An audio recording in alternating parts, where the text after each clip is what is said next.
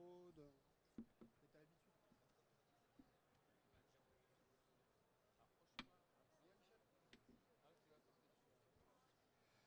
Bonjour et bienvenue à cette conférence consacrée à la procédure de conception-réalisation de plateaux techniques lourds à travers l'expérience de l'Institut de cancérologie de Nîmes. Avec la classique procédure loi MOP que vous connaissez tous, la conception-réalisation est une procédure qui s'impose de plus en plus. On parle de moins en moins des PPP aujourd'hui. Alors en tout cas sur ce projet à Nîmes, le choix de la procédure conception-réalisation s'est révélé pertinent, adapté à l'opération avec une réussite partagée entre tous les acteurs, aussi bien en phase conception qu'en phase réalisation. Mais ça, Michel nous l'expliquera durant la conférence. Cependant, certaines réflexions partagées du trio maître d'ouvrage, concepteur, réalisateur se sont révélées par la nature même de la procédure au regard du programme. Ce retour d'expérience que vous allez suivre a pour objectif de faire évoluer les cadres d'élaboration des projets complexes dans ce type de procédure, en particulier à partir des exigences, des anticipations et des organisations à mettre en place. Les points forts sont le cadre d'exigence du programme, l'organisation du groupement pour la mise au point du projet et le positionnement du concepteur face au maître d'ouvrage. Nous accueillons cette fin de journée Nathalie Fabier, ingénieure principale au CHRU de Nîmes. Bonjour. Claude Roland, directeur santé Bouygues Construction. Et bien sûr Michel Beauvais, architecte. Mais avant de débuter la conférence, Michel, pouvez-vous nous présenter votre agence brièvement ? Bien, bonjour à tous. Brièvement, je suis effectivement à la tête d'une agence d'architecture, tous des passionnés de l'architecture hospitalière, mais plus largement des équipements du domaine de la santé. Ça touche effectivement le MCO, la psychiatrie, la gériatrie, la logistique, etc. Voilà, donc c'est une passion partagée. On fait partie des spécialistes, j'ose le dire, même si certains architectes pensent qu'il n'y a pas de spécialistes en architecture. Ce n'est pas tout à fait mon point de vue, en tout cas pas dans ce domaine.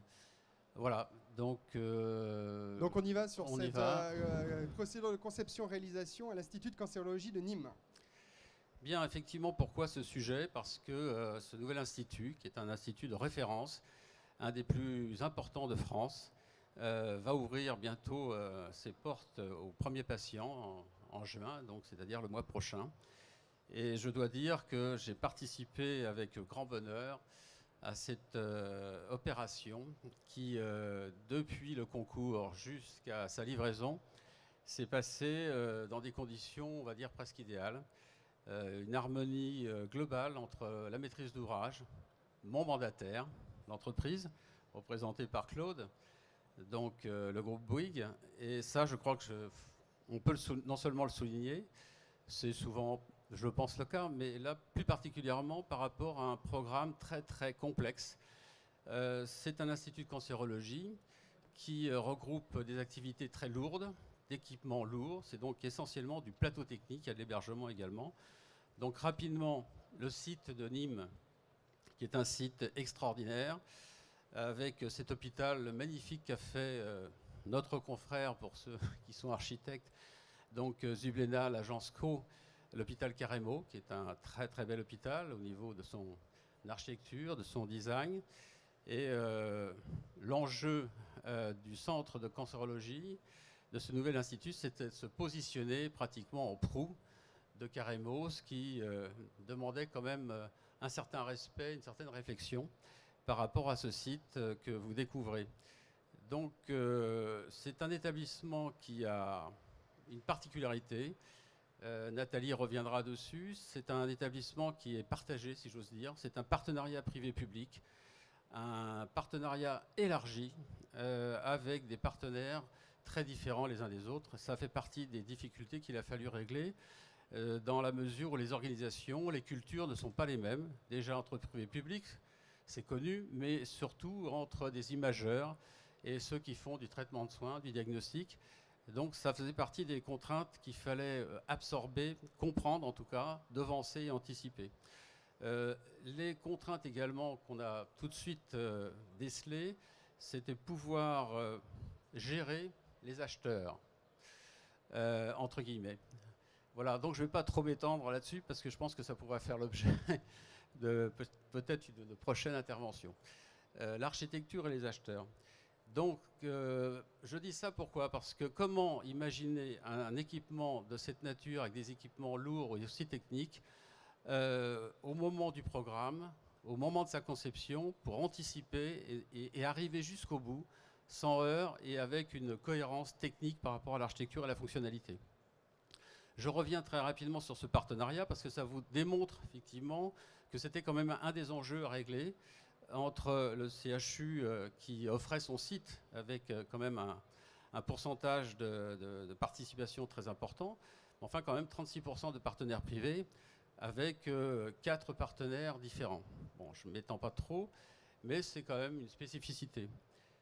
La procédure, Nathalie va y revenir, mais la procédure qui a été retenue par le maître d'ouvrage, c'est une procédure que l'on connaît bien maintenant, que personnellement j'apprécie, qui n'est pas facile, mais cette procédure s'est révélée particulièrement adaptée à ce sujet. Pourquoi? Parce que c'est un sujet, encore une fois, complexe, mais un bâtiment neuf. Donc il était évident qu'il fallait pouvoir imaginer un programme fin, et je crois que là, le maître d'ouvrage a écrit un programme avec beaucoup de, je dirais, de finesse, en imaginant au maximum, en anticipant les organisations et surtout en imaginant ce que pouvait devenir cet institut de cancérologie très tôt, avec, je dirais, des performances à atteindre, et ces réflexions qui font, je dirais, peut-être l'objet de beaucoup de maîtres d'œuvre qui se trouvent dans une situation similaire, c'est-à-dire des opérations complexes en conception-réalisation et dans une position pas toujours évidente. Là, ça s'est bien passé et on va vous expliquer pourquoi, même s'il y a des choses à améliorer. Rapidement, je voudrais quand même vous présenter le projet parce que les idées forces du projet, c'est avant tout donc, cette position extraordinaire avec l'hôpital Carremo, donc à flanc de colline, dans un terrain très terrassé, gradiné. Là-bas, on appelle ça les clapasses, c'est-à-dire que les restanques du Midi. Donc un terrain très très beau, naturel. Et puis ce bâtiment s'accrochait sur une rotonde qui correspond au plateau des soins critiques, fait par SCO à l'époque. Et il fallait trouver un lien, un cordon ombilical, donc je dirais une belle position pour un bâtiment qui allait dialoguer donc, avec Carremo. Des dimensions urbaines très très importantes parce que non seulement ce paysage est étonnant, l'architecture de Carremo est également connue, est une très belle architecture. Et puis on se situe quand même sur un très grand axe de déplacement, une voie rapide qui sort effectivement de Nîmes. C'est un axe non seulement majeur, mais c'est aussi un bâtiment que l'on voit de tous les axes, on va dire, de déplacement de Nîmes, de la région. On le voit très très bien, ce bâtiment, depuis le TGV. On le voit très très bien depuis l'autoroute. Donc, quelque part, c'était une responsabilité aussi par rapport à sa présence et à son écriture. Voilà, donc le bâtiment est presque terminé. Là, c'est une image à 2 mois de la fin. Donc vous voyez cette accroche à Carremo avec cette galerie de liaison et qui se situe vraiment, je dirais, dans une position stratégique et en accompagnement de tout l'hôpital. Les bâtiments rouges, c'est le premier Carremo nord. Ensuite, c'est tout le bâtiment blanc de Zublena et de Bernard Cabane qui a beaucoup travaillé, que je salue ici, s'il est là, je ne sais pas. Et puis voilà notre institut de cancéro.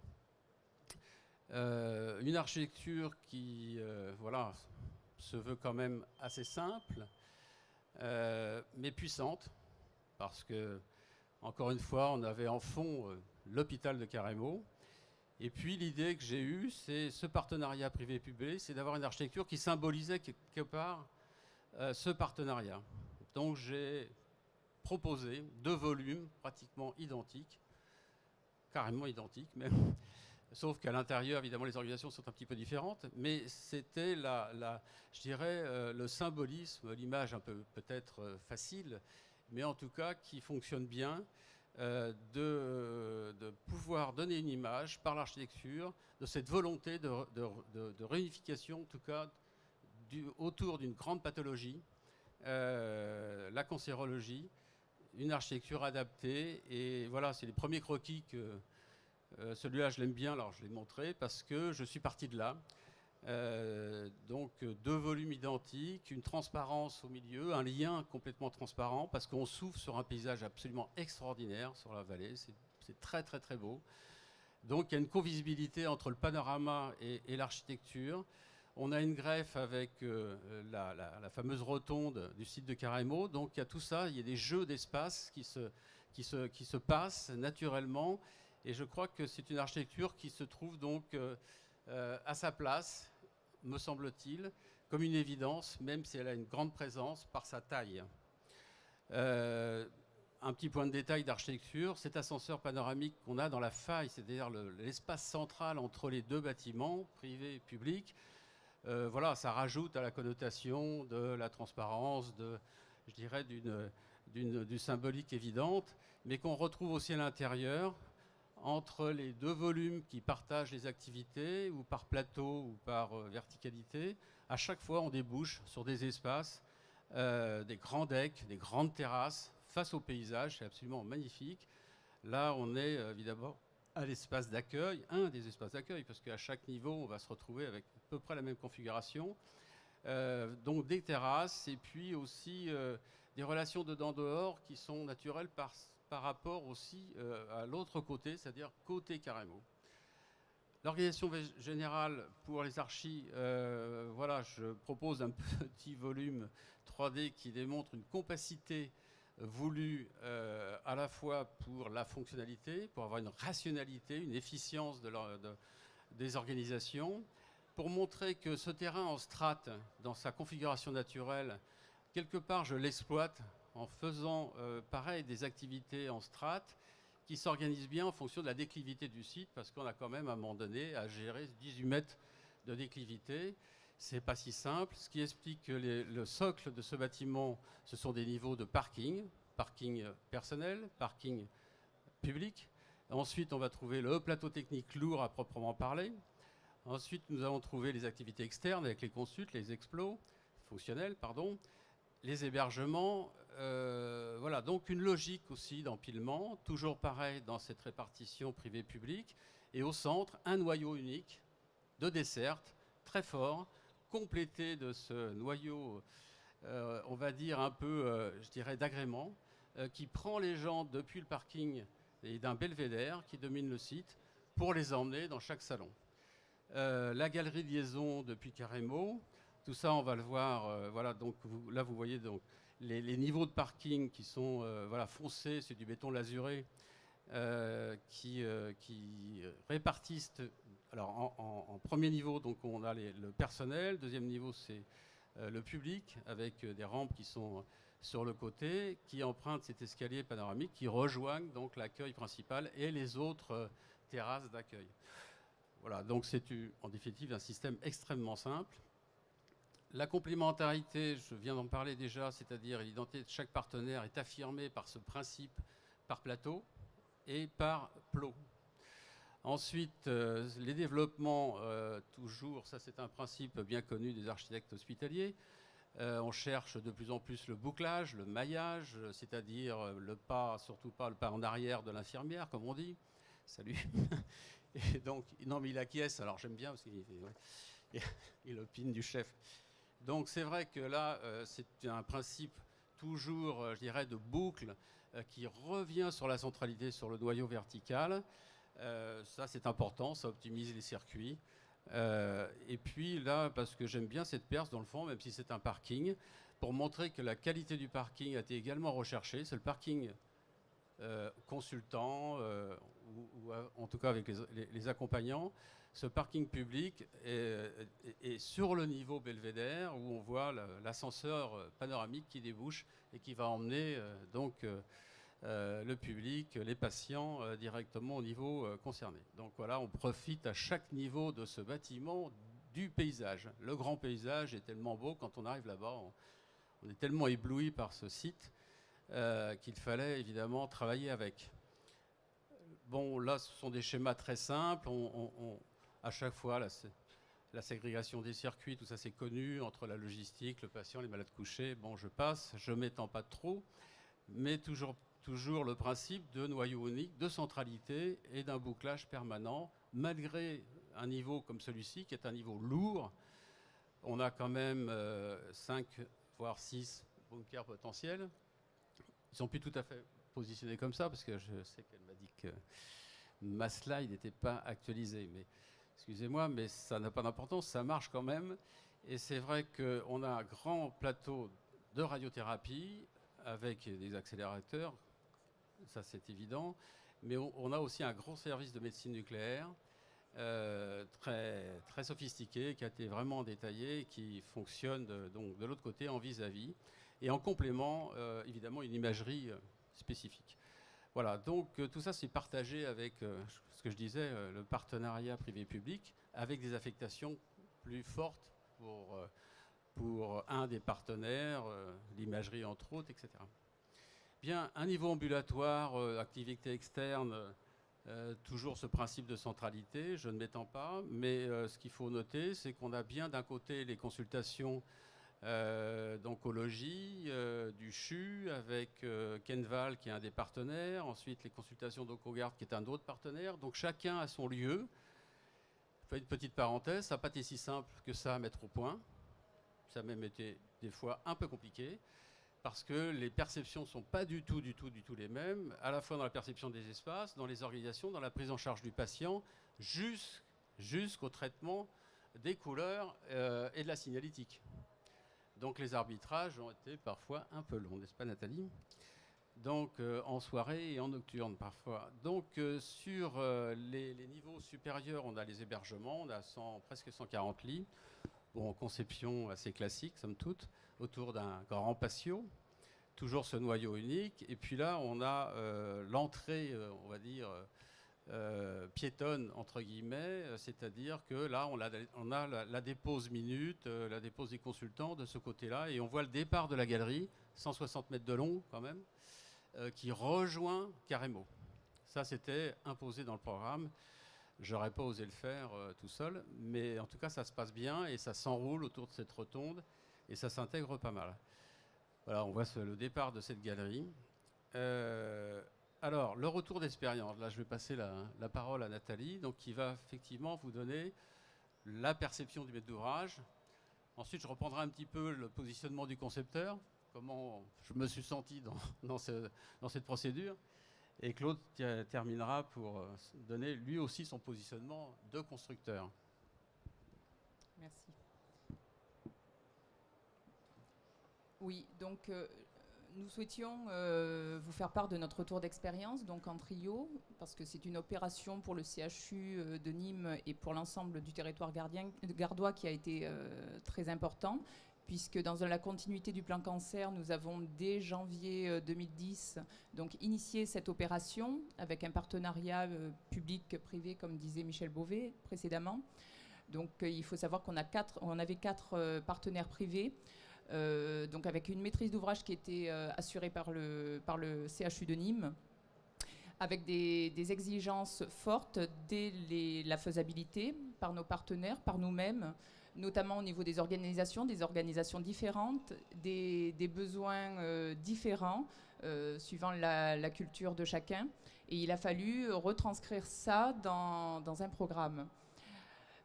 Donc avant cette rédaction, donc nous avons donc fait une étude sur l'opportunité de lancer soit cette procédure en loi MOP classique, soit en conception-réalisation. Et compte tenu de la complexité qu'il y avait derrière cette opération, à savoir l'anticipation déjà des plateaux lourds, puisque le plateau lourd, on a 5 accélérateurs de particules, on a 3 gamma caméras, 2 TEP-scan, on a quand même des équipements lourds assez importants. Et il faut savoir qu'en 2010, on n'a pas de visibilité sur l'équipement lourd qu'on va sélectionner, puisqu'ils ont été achetés, acquéris donc par les achats 6 mois avant l'ouverture. Donc c'était une difficulté technique majeure et spatiale. Donc dans ce programme, nous avons travaillé avec nos partenaires privés pour cadrer ce programme qui ne parte pas dans tous les sens. Il était ouvert au niveau réponse architecturale du point de vue organisation, au niveau des flux, mais on l'avait quand même assez bridé au niveau de l'évolutivité de nos plateaux techniques, au niveau de tout ce qui est exigence de puissance, donc évolutivité, puisque aujourd'hui les équipements lourds vont très vite. On se rend compte qu'au bout de 5 ans, on peut changer d'IRM, et là on a des charges au sol qui peuvent être différentes, des puissances électriques différentes. Donc cet institut de cancérologie a été construit vraiment avec un regard en coût global sur cette évolutivité possible. On a rencontré énormément de difficultés donc, à anticiper ces équipements. Donc ce programme a repris, donc il y a eu un gros travail de fait donc, avec l'ensemble des équipes et le programmiste pour vraiment retranscrire, faire une revue de projet de tous les équipements lourds qui étaient en 2010-2011 disponibles sur le marché et de retranscrire les exigences les plus importantes, même voire les majorer malheureusement pour qu'on puisse avoir cette souplesse. Juste une parenthèse également, donc un sujet qui a été compliqué aussi à gérer, c'est tous les sujets de radioprotection, puisque tous les équipements lourds étaient dans des ambiances donc, avec radioprotection. Et également tout ce qui est pour la médecine nucléaire, donc tout ce qui est effluent gazeux et effluent gazeux. Donc au niveau du PTD, on a présenté donc des préconisations donc, les plus performantes possibles. Tout ça pour une exigence, vous l'aurez bien compris, de grande flexibilité des locaux.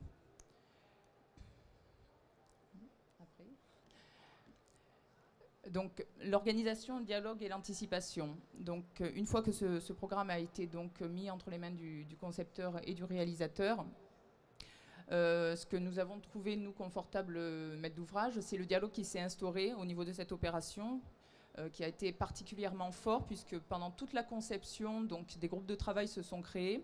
Il y a eu énormément de dialogue donc, avec les équipes du CHU, nos partenaires, mais également avec l'entrepreneur et l'architecte. Une belle organisation du groupement, puisque l'architecte était présent à toutes les réunions. Une représentation aussi de l'équipe de l'entreprise avec des spécialistes qui étaient fortes. On a eu sur cette opération donc un dialogue permanent tout au long des études, mais également en travaux. Parce qu'en travaux, il y a eu encore quelques adaptations à faire, notamment sur les parties techniques. Et ça, c'est assez confortable pour un maître d'ouvrage. Donc, comment anticiper les besoins et les limites d'un plateau technique lourd plusieurs années avant son acquisition. Donc, je pense qu'à travers le retour d'expérience qu'on fait de cette opération, on peut être satisfait parce qu'aujourd'hui, les équipements lourds sont en train de prendre place. On a déjà 3 accélérateurs de particules qui ont été installés et donc, on n'a pas eu de travaux complémentaires ou d'adaptation suite à leur positionnement. Il en est de même pour les TEP scans, ça s'est vraiment très bien passé. Donc on voit avec ce résultat que bon, le challenge a été tenu et que vraiment, enfin, encore une fois, c'est dans le dialogue. On ne peut pas faire une conception-réalisation sans être dans le dialogue tripartite entre le maître d'ouvrage, l'entrepreneur et l'architecte, sinon, à mon sens, ça ne fonctionne pas. Voilà. Donc au niveau des anticipations et des adaptations du projet, dans le cadre contractuel rigoureux, on a su donc, tout au long de cette opération vraiment anticiper donc, les demandes des soignants, parce que construire un hôpital, c'est vraiment spécifique. On a des changements de gouvernance, on a des changements gouvernance médicale également, des modifications qui nous sont demandées. Et dans les anticipations et adaptations qu'on fait en études et en travaux, on réussit après à atteindre l'objectif d'un bâtiment qui correspond aux exigences des soignants et qui concourt à un véritable outil pour toute la profession soignante. L'anticipation permanente se révèle la démarche la plus structurante et la plus délicate à mener dans l'élaboration et la réalisation du projet.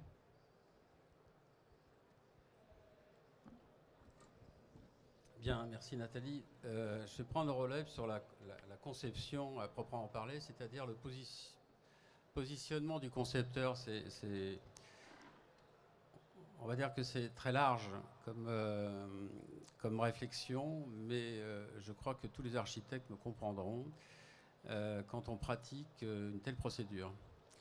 Il y a une difficulté, si j'ose dire, c'est-à-dire qu'on n'est pas très habitué culturellement, et maintenant ça commence à venir depuis le temps, à avoir dès le départ notre constructeur qui est le mandataire. Bon, faut dire les choses comme elles sont, et ça nécessite très vite d'avoir une règle du jeu et une confiance. Heureusement, avec lui ça marche. Donc, ceci étant, ce qu'a dit Nathalie reste vrai, c'est-à-dire malgré la qualité d'un programme, malgré la finesse de ce programme, on sait très bien qu'un PTD écrit, il y a des programmistes ici, écrit pour une conceptualisation n'est pas le même. En tout cas, moi, je ne souhaite pas avoir le même. Des fois, j'ai le même. C'est pas du tout la même écriture. On est plutôt sur de l'exigentiel et non pas du performantiel. Vous êtes d'accord là-dessus, je pense, parce que le cadre juridico-administratif fait que l'on doit obligatoirement être très précis dès le départ. Ceci étant, c'est une démarche logique, administrative, juridique, qui se comprend très bien parce que le constructeur signe un marché de travaux et on est dedans. On n'a pas intérêt à se tromper. Mais l'hôpital, ça ne se fait pas comme ça. L'hôpital, c'est beaucoup plus complexe que ça. Et ceux qui ont écrit cette procédure, je crois, ont eu plein de bonnes raisons pour le faire. Sauf que, voilà, ce retour d'expérience, c'est ça qu'on va vous livrer, c'est qu'à mon avis, il faudrait faire un peu évoluer les procédures parce qu'il y a des paramètres, des critères qui ne sont peut-être pas assez appréciés pour justement arriver à cette qualité. Si on est arrivé, c'est qu'on a fait un dialogue en permanence et on s'est super bien entendu. Passez-moi l'expression, c'était naturel. Donc la souplesse d'adaptabilité du projet, bien évidemment, mais dès la phase concours, on est déjà en dialogue avec le constructeur. Et ça dialogue beaucoup. Parce qu'effectivement, des fois, on s'envole sur l'architecture par rapport à un budget, et on a non seulement des ingénieurs de nos ingénieries de maîtrise d'œuvre, que je respecte beaucoup, parce que c'est quand même une force, la maîtrise d'œuvre, au sein d'une telle procédure. Mais il y a aussi les ingénieurs des constructeurs, qui ne sont pas parfois tout à fait sur la même longueur d'onde. Tout ça, c'est vrai que ce n'est pas évident à gérer. Donc la phase de mise au point est essentielle. Elle est essentielle, évidemment, en concours, mais elle est essentielle une fois qu'on a le bonheur de gagner. Ça, c'est une phase. Alors, premier point, ne pas sacrifier les délais de la phase de mise au point, parce que je vois trop, personnellement, je vis trop des délais foudroyants, une fois qu'on a gagné, des délais vraiment, absolument incohérents, en tout cas pas du tout adaptés sur les enjeux de ce type d'opération, surtout avec des équipements lourds. Bon, ça c'est facile à dire, pas toujours facile à faire, avec des exigences, effectivement, je dirais, d'opérations qui sont planifiées, souvent longtemps à l'avance. Ensuite, c'est la question qu'on se pose, comment absorber, comment anticiper, c'est toujours le maître mot, comment absorber des aléas, des évolutions, qui de toute façon sont incontournables, on est tous d'accord là-dessus, quand on fait de l'hospitalier, parce que la réglementation change, parce que les organisations changent, parce que le maître d'ouvrage n'a pas toujours pu anticiper ces organisations. On a beau le réclamer, on a beau leur demander comment vous allez travailler, c'est pas écrit dans les programmes, c'est pas la faute des programmistes, c'est pas toujours évident. Des fois c'est écrit, mais en partie, et pas tous les services. Et ça, on en a besoin. Nous, on en a besoin, en tout cas les concepteurs. Mais comme c'est pas toujours possible, eh ben, il faut pouvoir, dans le cadre des mises au point, aller justement, parce que le projet il est support, il est guide, et un projet, il n'y a rien de mieux qu'un projet avec des images, même s'il y a une traduction à faire auprès des utilisateurs, mais c'est fédérateur, et c'est là qu'on met au point, évidemment, les projets avec efficacité. Et ça, c'est un vrai travail, personnellement, qui me passionne, c'est comme ça que j'ai appris, et je pense que les concertations avec les utilisateurs, il faut du temps, pas trop, mais il en faut. Et il faut surtout que ça soit bien guidé et dirigé. Et là, j'ai eu la chance d'avoir une bonne directrice de projet. Et puis, il y a aussi, ce que je disais, les organisations, ce n'est pas simplement les organisations, je dirais, des prises en charge du patient et du process classique. C'est plus que ça, c'est aussi les organisations à l'intérieur de notre groupement et puis l'organisation du groupement avec le maître d'ouvrage. C'est essentiel. Et des fois, c'est un peu flou. Excusez-moi, les maîtres d'ouvrage. Parfois, vous n'avez pas pris toujours la dimension, je dirais, de cette procédure qui est très contraignante, qui est contraignante au sens qu'elle est cadrée, qu'elle est relativement, je dirais, directive, mais c'est très bien. On adore, nous, les contraintes des architectes. Mais ceci étant, il faut qu'en face, il y ait des répondants. Là aussi, on a eu des répondants. Ce n'est pas toujours le cas. Donc, on se permet de le signaler. Donc, un programme, même très détaillé, c'est ce que l'on dit là, ça ne suffit pas. On peut aller très très loin, mais ça ne suffit pas. Donc, comment peut-on se positionner? Le concepteur au sens large, hein, j'associe bien sûr l'ingénierie, mes chers bureaux d'études, parce qu'ils sont quand même très impliqués sur l'affaire. J'en vois pas beaucoup du reste là. Mais ceci étant, ils sont là, ils sont souvent pris dans un système, si vous voulez, entre les contraintes de l'opération, le respect du budget et du planning, etc. Donc le souci du constructeur et la technique, l'ingénierie adaptée à une telle opération, par exemple, et leur perception. C'est pas facile. Ils ont un rôle difficile, l'ingénierie, maîtrise d'œuvre. Il faut le savoir. C'est pas facile. Il faut les défendre. Il faut savoir que c'est un jeu, entre guillemets, je dirais, d'ingénieurs qui ont les mêmes spécialités, mais pas la même culture. Bon. Donc ce partenariat, pour qu'il fonctionne, moi, ce que je me permets de dire, c'est que l'architecte, quelque part, doit assurer son rôle exactement comme dans le cadre d'une procédure MOP, c'est-à-dire dans son rôle, on va dire, de référent, hein, on va dire ça comme ça, de référent, de coordinateur, d'animateur. Ça, c'est important parce que je crois qu'il est, par son métier, le lien naturel qui fonctionne en transversalité sur tous les sujets. Et ça, je crois que ça se passe naturellement parce que justement, nous avons un métier, si on ne sait pas prendre de la hauteur, bon, on ne va pas très loin. Et à la fois, il faut qu'on passe toujours du général au particulier, comme on dit. Et ça, c'est notre métier. Et je crois que ça permet de faire la greffe, je dirais, entre les exigences du maître d'ouvrage, ses problèmes, et puis aussi les problématiques de la réalisation. Donc voilà, je pense que c'est un point très fort et qu'il faut, et ça j'en profite pour remercier mon ami Claude, parce que ça fait partie des premiers qui ont tout de suite compris ça, et on a un protocole dès le départ, avant de travailler, on se met d'accord sur la règle du jeu, la position de la maîtrise d'œuvre et la position de l'architecte dans ce challenge dès le concours. Et ça, c'est comme ça que je préfère intervenir, au moins c'est clair, on a des règles du jeu. Pourquoi? Parce que vous êtes d'accord aussi, je crois, les confrères, qu'il y a une ambiguïté d'une façon générale. Je le disais tout à l'heure au début de mon intervention, c'est cette ambiguïté de la position de l'architecte qui, là, d'un seul coup, se retrouve assimilé, absorbé dans un groupement avec un mandataire qui est le constructeur. Il y a un truc qui ne va pas bien à un moment donné, c'est vrai, ça peut créer des soucis. Si on en parle avant, si on dialogue, si on échange, si chacun a son rôle, il n'y a plus de problème. C'est plus un sujet, c'est un faux sujet. Et nous, c'est ce qu'on a fait. C'est ce qu'on a fait. Tout de suite, on s'est dit, qu'est-ce qui peut se passer? C'est un truc compliqué. En plus de ça, c'est vrai que ça a été un dialogue compétitif. Hein. Sujet infructueux, il a fallu se battre. Si on ne s'était pas entendu aussi bien, chacun dans son rôle, je crois qu'on aurait perdu le concours.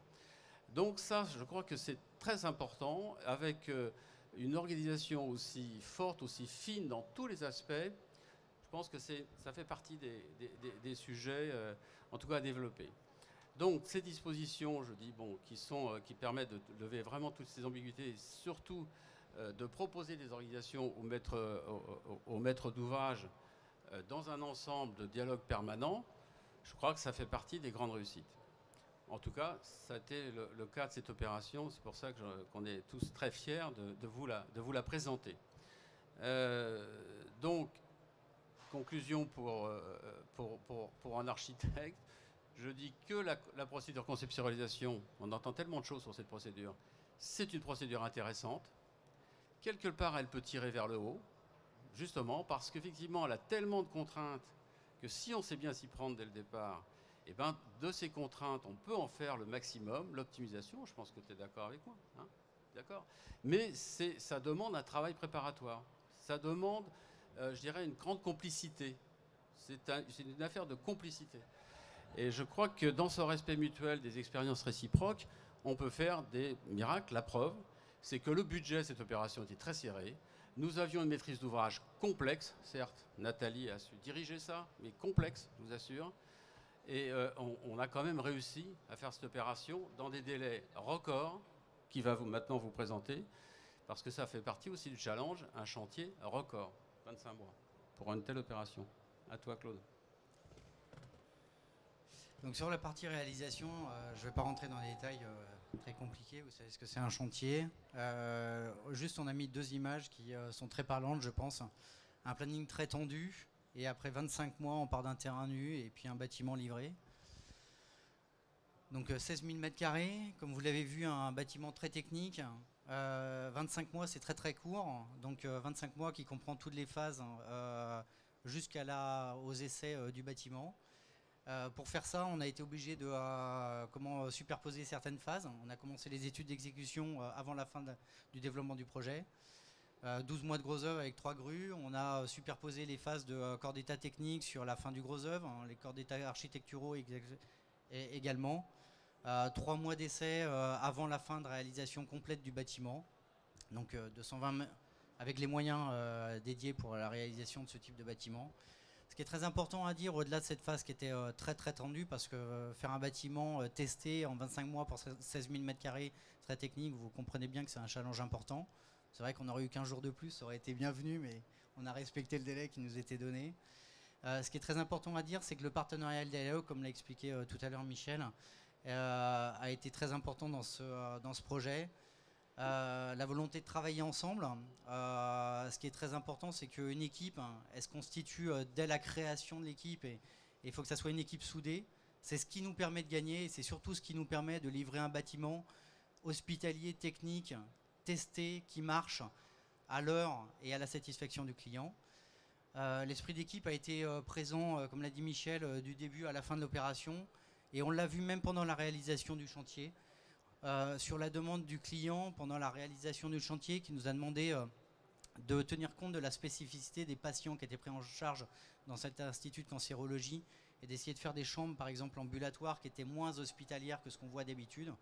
On a réussi avec les acheteurs du chantier à consulter les fournisseurs et à intégrer les prises de gaz médicaux dans les bandeaux tête de lit, dans les façades tête de lit, ce qui a permis de faire des chambres qui étaient beaucoup plus agréables d'un point de vue architectural. On n'a pas mis la photo là aussi, mais sur les salles de radiothérapie, on a réussi à faire des salles qui étaient très agréables d'un point de vue aménagement intérieur avec des plafonds lumineux qui permettent de faire des très belles pièces de radiothérapie. Et c'est vrai que ce dialogue permanent, en toute confiance dans l'équipe, tout au long du projet, a permis d'optimiser le projet tout au long avec des optimisations récurrentes qui sont indispensables à la qualité des bâtiments hospitaliers. Pour la synthèse, je vais repasser la parole à Michel.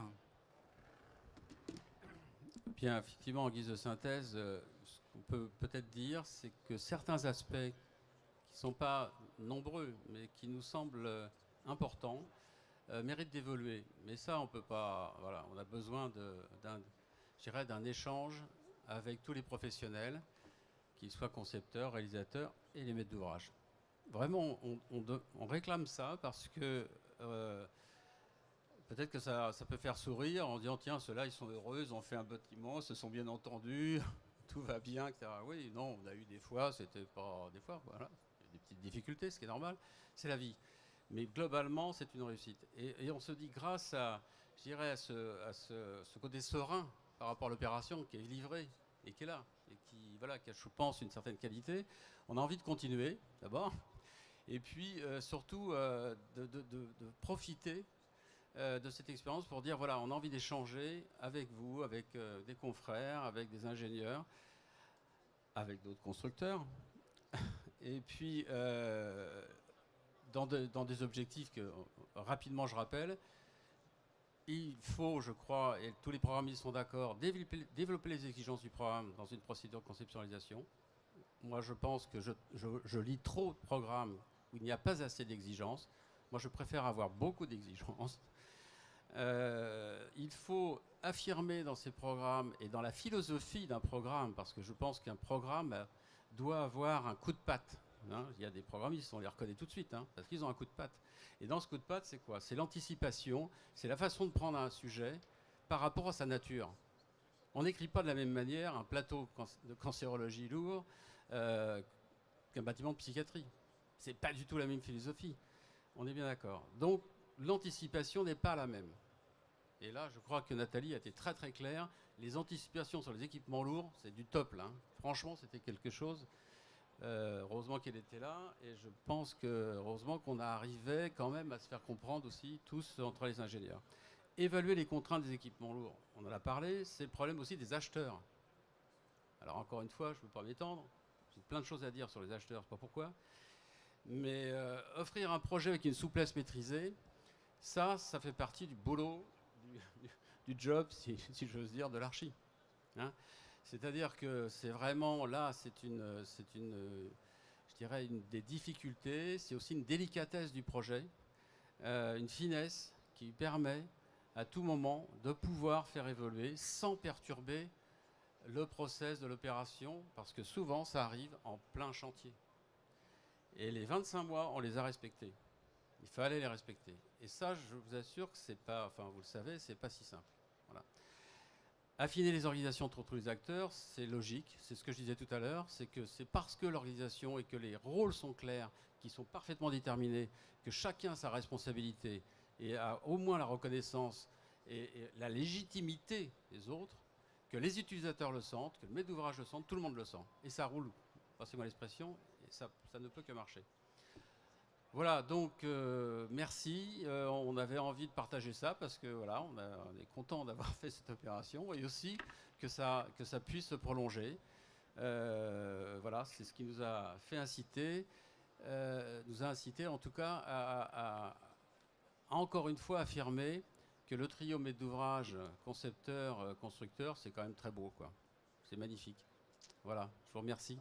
Merci Michel. Avant de vous laisser le mot de la fin, peut-être avez-vous des questions dans la salle pour nos différents intervenants? Oui. Oui, bonjour. C'est une question à Michel. Je voulais savoir quelle était ta position dans un projet en conception-réalisation. Donc ça s'adresse évidemment aussi à Claude. Sur la partie chantier. C'est-à-dire, il y a en effet, on sent, enfin mon expérience est un grand échange en phase conception, où là, la méthodologie du projet se met en place. Mais une fois que la DET commence, j'ai envie de dire, est-ce que tu penses par rapport à une MOP que l'architecte a encore une position de contrôle, ou est-ce que la messe est dite et on est plus là que pour, je veux dire, accompagner l'entreprise, quoi? Il m'a posé la question, mais il connaît parfaitement ma réponse, mais je vais vous la dire pour tous. C'est très très important que l'architecte soit en permanence présent sur le chantier d'un conception-réalisation.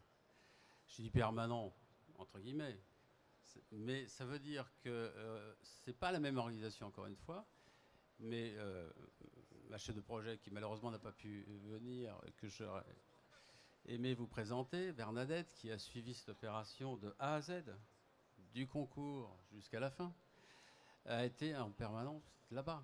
Et c'était pas, c'était une volonté aussi que ce soit l'agence qui soit présente. Bon, je travaille souvent avec des architectes locaux pour des distances un peu éloignées. Nîmes, dans le fond, c'est pas la porte à côté. J'ai préféré que ce soit l'agence. On s'est organisé pour ça et on était tout le temps là-bas. Bon, alors effectivement, on n'a pas tout à fait le même rôle, je suis d'accord. Mais pour être simple dans la réponse, oui, permanence, présence, mais avec cette organisation qu'on évoquait tout à l'heure, dans un rôle qui est effectivement de lien très important entre le maître d'ouvrage et quelque part le constructeur. C'est pour ça que tout à l'heure je disais le référent, qu'on a ce rôle très très particulier, encore plus que d'habitude. On reste très proche du maître d'ouvrage. Il faut rester très proche du maître d'ouvrage, mais ce n'est pas à l'encontre de son mandataire. Ce serait stupide. Donc, ce n'est pas facile. C'est parfois un numéro d'équilibriste. Mais n'empêche que les expériences que nous avons eues avec tous les partenaires privés, et puis Dieu sait si ce n'est pas si facile que ça, des fois, à comprendre dans ce qu'ils souhaitaient. Ils avaient des vues totalement différentes. Le médiateur, je me suis retrouvé médiateur. Combien de fois que Nathalie me demandait, il faut venir le soir. Ah, ben là, parce qu'il travaille que le soir, on arrivait à Nîmes, et puis là, on était effectivement les médiateurs. Le médiateur de quoi? En définitive, de comprendre leurs besoins et de pouvoir leur redonner, sans perturbation du planning, parce qu'en plein cours de chantier, bien sûr, ça aurait été trop simple, sans difficulté. Donc gérer, absorber, retraduire, donc tu as un boulot fou. Et donc penser que la DET est allégée, comme certains constructeurs osent le penser, oh, vous n'avez plus grand chose, nous on pilote, etc. Non, c'est pas sérieux. C'est pas sérieux. Enfin, je pense que les grandes entreprises ne le font pas. C'est autre chose, c'est une autre façon. Et pour compléter ce que vient de dire Michel, je suis d'accord avec ce que vient de dire Michel, mais c'est vrai que le rôle de contrôle et de validation de l'architecte est indispensable en conception-réalisation. Après, il se fait assez naturellement, enfin très naturellement même, parce que de toute façon, c'est une équipe. On a constitué une équipe dès le départ, on a envie de faire tout le projet ensemble jusqu'à la fin. Et on est content de voir l'architecte venir vérifier, venir contrôler, de faire des réunions ensemble, et puis on mange ensemble et on est content. C'est une équipe qui livre une opération ensemble. Donc ça se fait très naturellement. Mais ce rôle, il n'a pas de raison d'être différent que la LOMOP. Michel a très bien dit, la position des uns et des autres est assez claire. C'est vrai que on le voit bien dans les procédures de conceptualisation, la partie ACT et la contractualisation des contrats de travaux, etc. est beaucoup plus allégée, voire est complètement prise en charge par l'entreprise. Mais le reste reste pareil, le positionnement de l'architecte. Et ça se fait très naturellement. Au niveau du maître d'ouvrage, je pense quand même qu'il est important de préciser que dans les exigences qu'il va demander au programme, d'insister sur cette présence quand même du maître d'œuvre. Là, j'ai eu de la chance. L'organisation du groupement a fait que donc le maître d'œuvre était présent dans la partie DET. Mais je pense que c'était une précaution, c'est un retour d'expérience que je vous livre. On aurait dû prendre cette précaution également, ça s'est fait naturellement, mais on aurait dû le écrire dans le programme. Une exigence du maître d'ouvrage, qu'au niveau du DET, la maîtrise d'œuvre, l'architecte et le bureau d'études soient là toutes les semaines et accompagnent donc le réalisateur dans la réalisation de l'ouvrage. Un point également en conception-réalisation qu'on a tendance à oublier, nous les maîtres d'ouvrage, c'est également donner les règles du jeu de la réception. Ça a été un point un petit peu compliqué sur la fin, puisque dans la MOP, tout est écrit. On va dans le CCAG travaux également. Mais dès qu'on se retrouve en procédure de conception-réalisation, on rencontre des difficultés sur la signature de l'architecte, c'est tout bête, sur le PV, qui signe, est-ce que c'est le groupement, est-ce que c'est le mandataire Donc il est important aussi pour le maître d'ouvrage de donner ces exigences à ce niveau-là. Mise à disposition, pas mise à disposition, et d'y penser des fois 3 ans avant une réception de travaux. Merci pour ces réponses. Une autre question, peut-être ? En tout cas, pour les timides, vous pourrez rencontrer Michel Beauvais et les différents intervenants à la fin de cette conférence. Michel, un dernier mot, le mot de la fin ? Le mot de la fin, c'est, je crois que ce que je disais tout à l'heure, c'est de profiter. Nous avons beaucoup de bonheur quand on a la chance d'avoir des opérations de cette nature à réaliser, à concevoir, à réaliser. Et ce qui nous importe, c'est pas simplement d'avoir fait une opération, mais c'est de pouvoir se bonifier tous. C'est pour ça que la question était très intéressante, parce qu'on pourrait développer sur d'autres aspects très fins.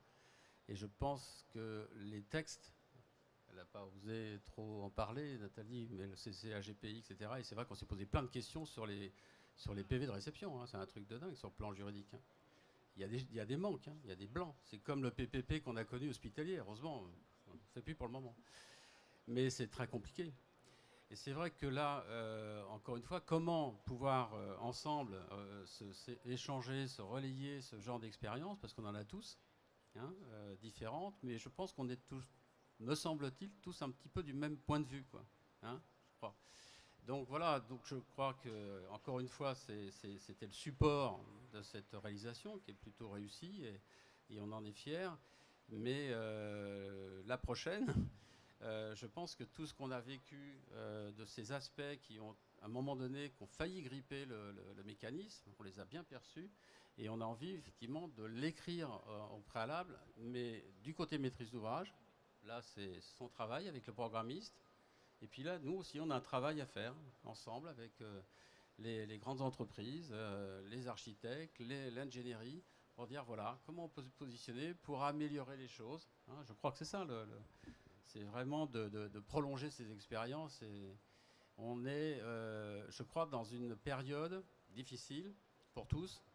Et donc, c'est pour ça que quand une opération est réussie, c'est le moment ou jamais de se dire l'efficience, l'efficacité, comment on peut l'améliorer, parce qu'on peut toujours s'améliorer.